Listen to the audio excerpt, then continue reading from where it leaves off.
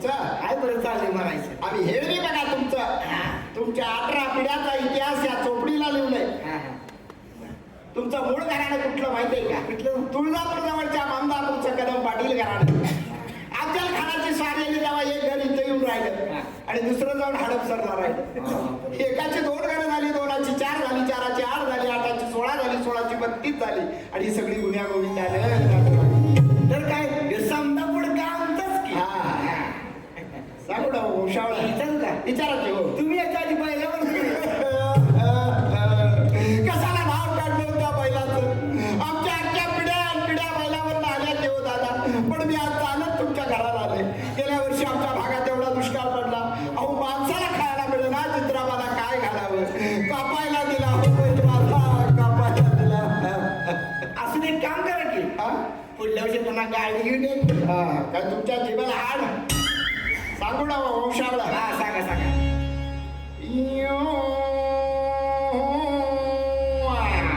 चांगलं वाजा बाय. वाजा पाडलाय.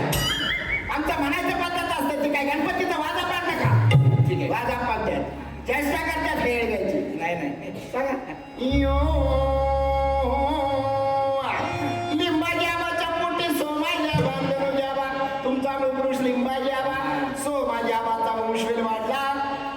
लिंबाजी धनुजी आबाचा वाढला नाही. सोमाजी आबाच्या पोटी रामोजी आबा, रामोजी आबाच्या पोटी यमाजी आबा.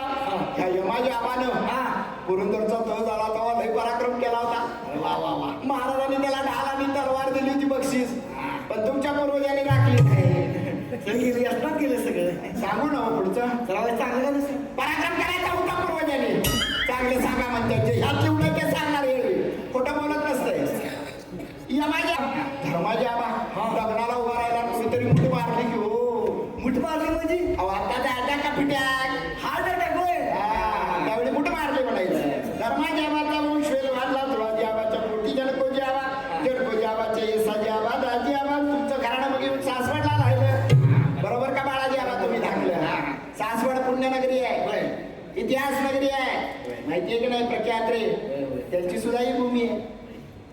सगळी अशी वैशिष्ट्यानं भरलेलं तुमचं या गावात तुम्ही आलेला आहे. आनंदाची बाब आहे. पण हेळवी 3 वर्षात आले तेव्हा पाळणा हल्लाच असेल की हो. तुम्ही नाही काय लोकसंख्या तुमच्या घरचा विचार नाही. गावाची जनगणना करायला नाही हेळवी. चालाय. एक परत गावात सांगायचं का हेळवी आलं की तोंड गेलं. त्याचं नाव ह्या चोपडीला लिवायला नको. या की तसा कसा लिहून हेळव्याकडे मी जरा बघावं लागतं. तुम्ही काय तरी 3 वर्षात आले तेव्हा आमचं मी पोट ह्याच्यावरच आहे की हो. फुल फुलाची पाकळी देऊ. फुलाची पाकळी शोभतं का तुमच्या वाड्याला? तिथं बघू नका सगळ्यांना घुशी लागल्या. खुशी लागली. अहो तुम्ही म्हशी इकल्या खुशी लागायच्या नाही. राहतील का काय? काय द्यावं होती तुमची वासराची माहिती आहे का नाही? जर्सी गाय वेगळी, देशी गाय वेगळी, कालवडी वेगळ्या, वाजुट्या बी 2 गाया होत्या होत्या का नाही? मग एवढा मोठा डोलारा तुमचा होता. तुमच्या वडिलांच्या काळात, आजीच्या काळात. मी माझ्या आजोबा बरोबर लहानपणी यायचं. आम्हाला तुमच्या घरात चहा मिळत नव्हता. कासाटीतलं दूधच द्यायचे. एवढी सुगंध होती. आता काय चहा बी मिळेल तुमच्या. असं ते जाऊ देता. बोला मग वेळव्याला काय देत आहे? 1000 रुपये देतो की. लय मोठं मन केलं. 1000 रुपये काय फायनल बी लागत? बोला लागला 1000 रुपये. चालायचं. किती म्हणताय? फायनल सांगा तुम्ही काय म्हणताय सांगा. एक 5000 रुपये आणि 2 कळशा तुम्ही असल्या तर 5000 रुपये एवढं कुठला? तुमच्या मावस भावानं अर्ध्या तोळ्याची आंटी केली बघा. याला काय कमी येतं? शेवट सांगतो 1500 रुपये देतो बघा. लय वाढवलं हो.